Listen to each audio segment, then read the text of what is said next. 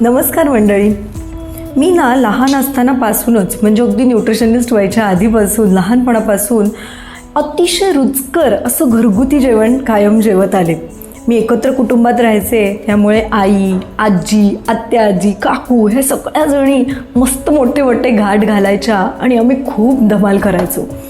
मुख्य म्हणजे आमच्या घरात प्रत्येक सीझनप्रमाणे वेगवेगळ्या गोष्टी बनायच्या. उन्हाळ्यात वेगवेगळी सरबतं, वाळवणीचे पदार्थ, हिवाळ्यात वेगवेगळ्या प्रकारचे लाडू, त्याच्यानंतर आपली भोगीची भाजी, उंदियो, आहा मज्जा असायची. आणि मग पावसाळ्यातसुद्धा काही काही चमचमीत पदार्थ, परंतु हेल्दी असायचे बरेचसे. सूप्स वगैरेसुद्धा छान बनायची. तर सांगण्याचा उद्देश असा की ज्यावेळेस मी न्यूट्रिशन कॉलेजमध्ये जायला लागले आणि मला जेव्हा मी शिकायला लागले तेव्हा कळलं की आपल्या पूर्वजांनी न्यूट्रिशन सायन्सचा आधीच किती छान विचार करून ठेवला आहे.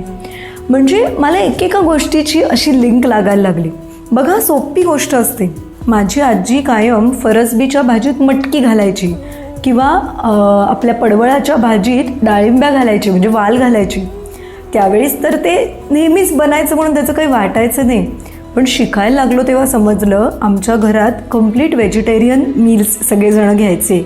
तर व्हेजिटेरियन लोकांना, शाकाहारी जेवणाऱ्या लोकांना प्रोटीन्स नेहमीच कमी पडतात, म्हणून केलेली ही छोटीशी सोय होती जी अगदी सहजपणे केली जायची. हे किती भारी आहे ना.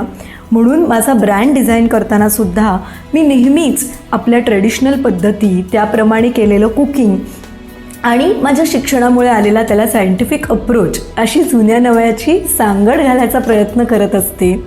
तुम्हालाही अशा काही इंटरेस्टिंग गोष्टी माहिती आहेत का, ज्या खरं तर हेल्दी आहेत पण काळानुरूप कदाचित थोड्याशा मागे पडल्यात? तुम्ही माझ्याबरोबर नक्की शेअर करा आणि ही जुन्या नव्याची सांगड घालून एक छान निरोगी आयुष्य जगण्यासाठी अर्थातच द ग्रीन पंचला फॉलो करत राहा.